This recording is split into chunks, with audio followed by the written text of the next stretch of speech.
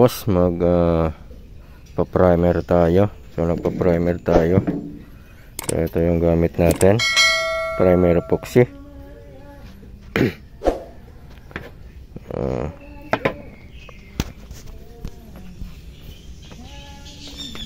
So ito yung partial na inispray natin mga boss na primer. So bale minasilya natin ng epoxy. So kailangan natin i-primer ng epoxy primer din. So automotive primer epoxy. So yan, ito pa lang yung na primer natin, bagong spray natin. So magtitimpla ulit ako ng primer kasi kulang. So dalawang box yung unahin natin pinturahan. So yan mga boss, magpipintura muna tayo, ay magtitimpla muna tayo. Ito yung gamit natin, epoxy primer black.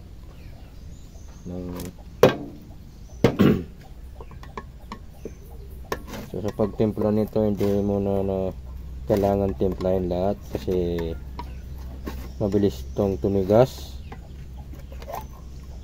So pag nalagyan mo na ng catalyst dyan, ito yung hardener nya.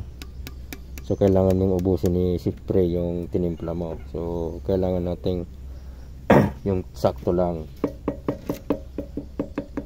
na timpla. So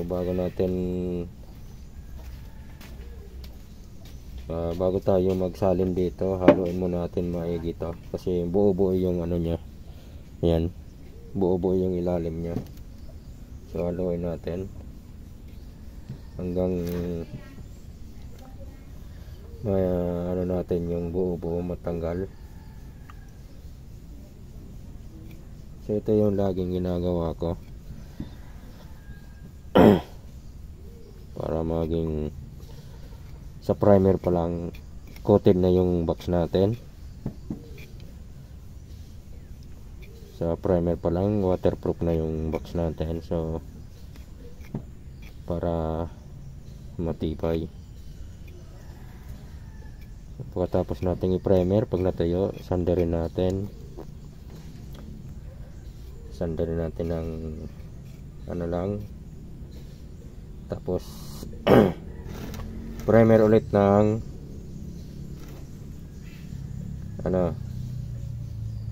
Flexiban na may semento. So ayan mga boss, nahalo na natin. So magsalin muna tayo dito.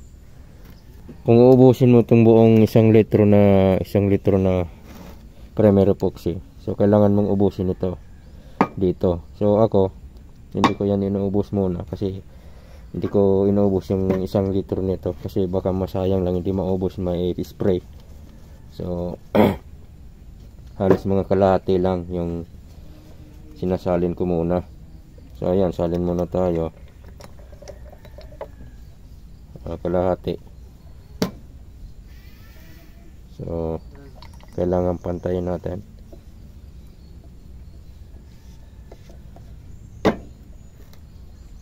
So ayan, so paglagay naman nito kailangan kalahati din. Binawasan ko na to kanina, so hatiin din natin.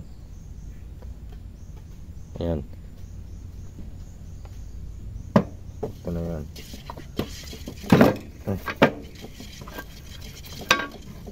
Haluin natin maigi para walang buo-buo. So yung reducer naman yan is ito, lacquer thinner. Palagyan natin ng lacquer thinner. Tansya na lang sa lacquer thinner yung kayang ibugan ng spray gun. So pag spray gun yung gamit natin, kailangan malabnaw. So kung brush naman o ruler. Siyempre kailangan natin makakuha yung timpla, tsambahan na lang, tansyahan ang tamang spray siya. Huwag masobra ng lacquer thinner, kasi pag nasobra ng lacquer thinner, pag natuyo yung primer natin, namumuti. Kailangan sakto lang siya.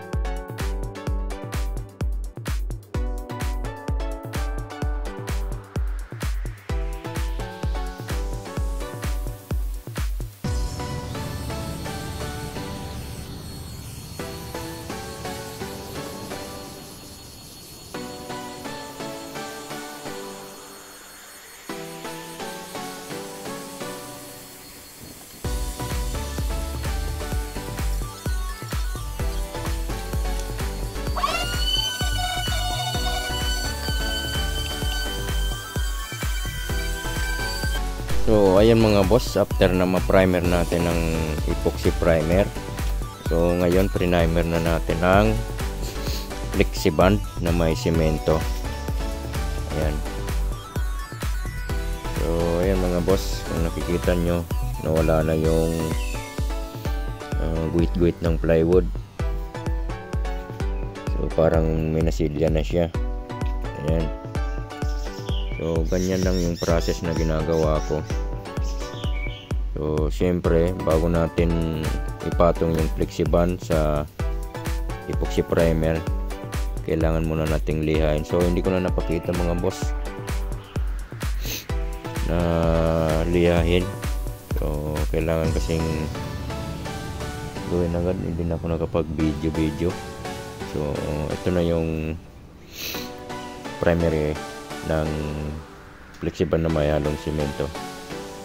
Ayan. Minamadali kasi natin to, kasi excited na rin si boss. So yun, may kunting pinatsingan pa rin ako dito, yung mga uka-uka konti. So lilayin na lang natin konti yan. So ito rin kabila. Ayan. So bali yung pinaka-grain ng plywood, yung duwit-duwit na wala na. So pantay na siya. So pag sinander mo to, pantay na siya. So ganyan yung ginagawa ko. So ito hindi pa tapos, meron pang sa likod yan. So pero na primer na natin dito rin ang flexiband.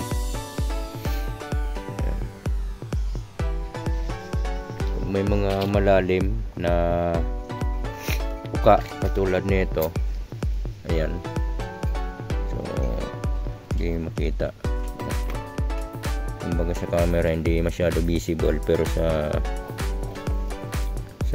mata ko nakikita ko yung guhit-guhit na yan. So papatsingan na lang natin ng flexiband na may semento yan para mawala, and then sander. So yan lang mga boss. Ngayon naman mga boss, magme-merienda muna tayo. So ito yung merienda ko. So bawal ako magkape kasi acidic na tayo mga boss. So kailangan ko ng chocolate. Yung sawa ko yung kape niya, kape. So ako chocolate. So ayan mga boss, may natitira po tayong applyan ng flexiband na may semento para sa primer. So yung itim na pintura na yun is yun yung primer epoxy na in-apply natin. So ngayon magpa-primer ulit tayo, pero ito ng Flexiban na may semento. So ito yung hinalo natin. Yan, tapon tuloy. Saka yung gamit ko is yung foam roller saka brush. So applyan ko mga boss.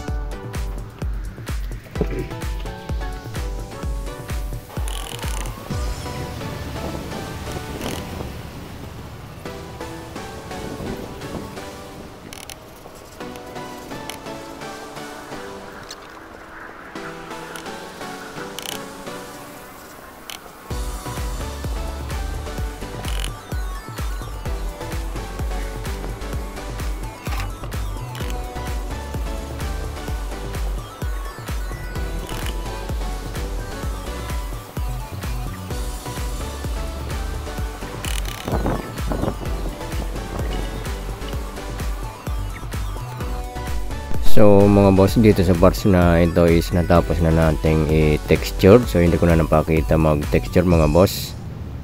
Hindi na tayo nakapag video ng pag-texture. So may video naman tayo ng pag-texture. Ang gamit natin dito is mortar or hopper gun sa pag-texture.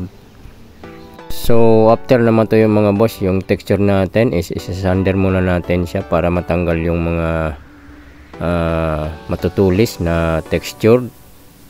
At pagkatapos nating i-sander yan, lilinisin natin, and tapos mag-spray naman tayo ng primer na Flexiban na puro, yung walang halong semento. So ayan, mag-spray na tayo. So after nyan mga boss, pag natuyo naman yung primer na Flexiban, so bago tayo magpapatong naman ng black. So tapos na tayo ng black. Ayan nga mga boss, habang nagpa-primer tayo, so huwag mo kalimutan na ipindot yung subscribe button para ma-subscribe ka, at yung notification bell na rin para updated ka sa mga gagawin pa nating video. So yan lang mga boss, maraming salamat.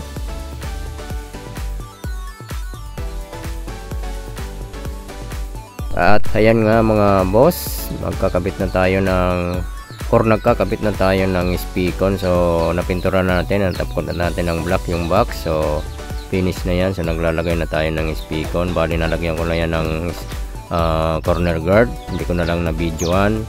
So limited kasi yung memory ng cellphone natin. So shortcut lang ba yung gawa natin. So ito, nilalagyan ko na ng speakon yung likod. At eto na nga mga boss, nilalagyan na natin ng glue stick, or dinidikitan natin ng glue stick para hindi magalaw yung speakon. So in case na malakas yung vibration, so para hindi mag-loose yung connector natin na speakon, kasi kadalasan nangyayari yan. So ako kasi na-experience ko na yan dati, so ngayon kaya ako sinisecure ko na yung speakon natin para walang galawan. So bago nga pala natin nilagyan ng glue stick yan mga boss, so nilagyan muna natin ng shrinkable tube yung bawat terminal para hindi magdikit yung bawat terminal. So ganito ko nga pala ginawa yun mga boss, yung paghinang sa speakon. So bari apat na terminal yung speakon natin, so 1 into yan, 1 into na negative, 1 into na positive. So ang ginagawa natin dito is pinaparallel na natin yung 1 into positive 1 saka positive 2 magkadikit, saka negative 1 at negative 2 siyempre magkadikit, nakaparallel na yan. In case naman na mag-loose yung isang linya, so nakakabit pa rin yung isang linya, so hindi mawawalang yung audio natin sa soundbox natin. So ganun lang ang ginagawa ko dito mga boss. At saka kumbaga tumaas din yung current capacity ng speakon. So ganun din ang ginagawa natin sa sa male jack ng speakon. So nakaparallel na rin yan. So ganito lang mga boss ginagawa ko, ang paglagay ng shrinkable tube, so para maging secure yung speakon. So walang mangyayaring shortage sa speakon naman or sa speaker natin So may iwasan natin yung pagkasira ng amplifier unless na magkaroon ng trouble sa wirings talaga doon sa wire.